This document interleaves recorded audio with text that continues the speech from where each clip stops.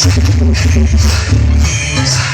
సార్లు heart stroke వచ్చింది. ఇంకోసారి వచ్చిందంటే బ్రతకడం కష్టం. నీకు చాలా సార్లు చెప్పాను నువ్వు ఎక్కువ పని చేయకుండా రెస్ట్ తీసుకోవాలి, కానీ నువ్వు కూతురు ఆనందం అని చెప్పి నీ ఆరోగ్యం పాటు చేసుకోవాలి. ఇలా అయితే బ్రతకడం కష్టమైంది. నా కూతురి ఆనందం కంటే నాకు ఏది ముఖ్యం కాదు. తనని ఆనందంగా ఉంచడంలోనే నేను అనుకుంటా. నాన్న త్వరగా రా నాన్న, నాకు బాగా ఆకలిస్తుంది. తొందరగా ఇంటికి వెళ్ళిపోదాం.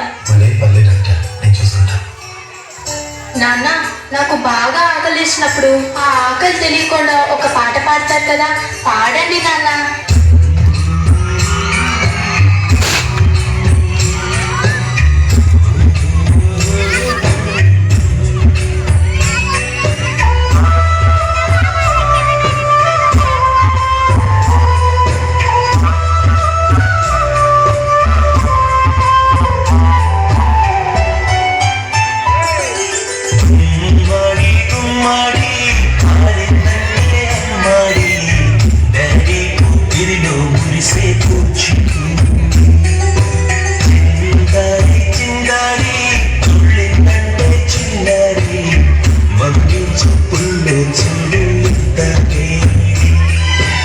నాన్న కాళ్ళు నొప్పి వస్తున్నాయి నాన్న.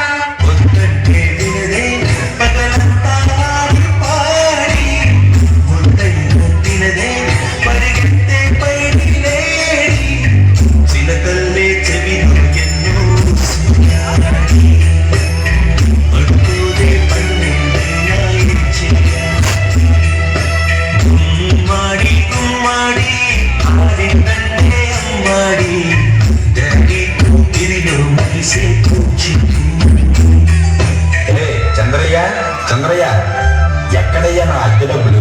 6 నెలల నుండి అడుగుతున్నాను, ఈ రోజుకి ఇంకా ఇవ్వలేదు. ఇలా అయితే ఉండద్దయ్యా. నా ఇల్లు ఇప్పుడే ఈ క్షణమే ఖాళీ చేసి వెళ్ళిపోండి. అది కొంచెం చిన్నగా మాట్లాడుతున్నాను. లోపల నా కూతురు నిద్రపోతుంది. ఎలాగైనా 2 రోజులు మీ డబ్బులు కట్టేస్తాను. ఏంటి చిన్నగా మాట్లాడాలా? అద్దె కట్టడం చేత కాదు కానీ కూతురు ముందు పరువు కావాల్సి వచ్చిందా? రేపటి కల్లా నా అద్దె డబ్బులు నాకు ఇవ్వకపోతే ఇంట్లో ఒక్క సామాను కూడా ఉండేవాడు. ఏమైంది నాన్న? ఏం లేదు, పద పడుకున్నా. నేను మొత్తం విన్నాను నాన్న, నువ్వేం బాధపడకు నాన్న. నేను బాగా చదువుకొని ఒక మంచి ఉద్యోగం చేస్తాను. మనమే ఒక మంచి ఇల్లు కట్టుకొని ఆనందంగా ఉందాం. అప్పుడు ఎవరికి డబ్బులు ఇవ్వాల్సిన అవసరం లేదు కదా. నువ్వేం బాధపడకు నాన్న.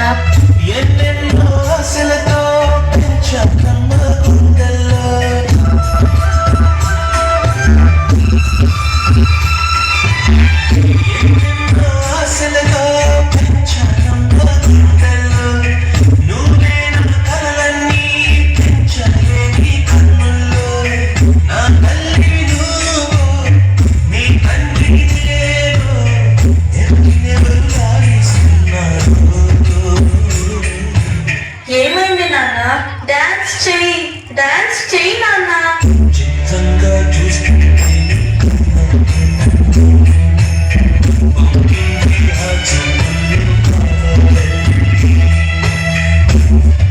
నాన్న రేపు నాకు ఢిల్లీలో ఇంటర్వ్యూ ఉంది. అందులో కానీ నేను సెలెక్ట్ అవుతే 60,000 జీతం వస్తుంది. ఇక మన కష్టాలన్నీ తీరిపోతాయి. హ్యాపీగా బ్రతికేయచ్చు.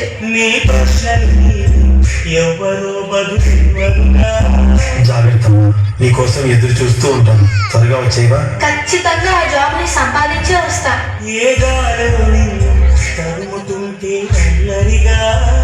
మరి నేను వెళ్ళొస్తాను నాన్న, నువ్వు జాగ్రత్తగా ఉండు. ఈ జాబ్ నాకు చాలా అవసరం. మా నాన్న నా కోసం ఎంతో కష్టపడ్డాడు. మా నాన్నని హ్యాపీగా ఉంచాలంటే ఈ జాబ్ నాకు రావాలి.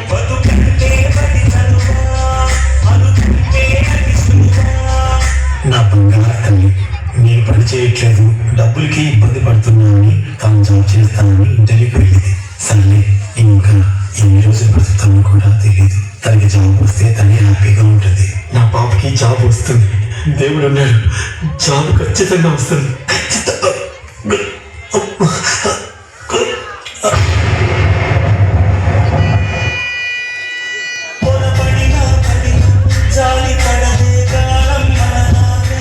సెలెక్టెడ్, నీకు జాబ్ వచ్చింది. Thank you so much sir. నాకు జాబ్ వచ్చిందని తెలిస్తే మా నాన్న చాలా హ్యాపీగా ఫీల్ అవుతారు. ఇప్పుడే ఈ విషయం మా నాన్నకు చెప్పాలి.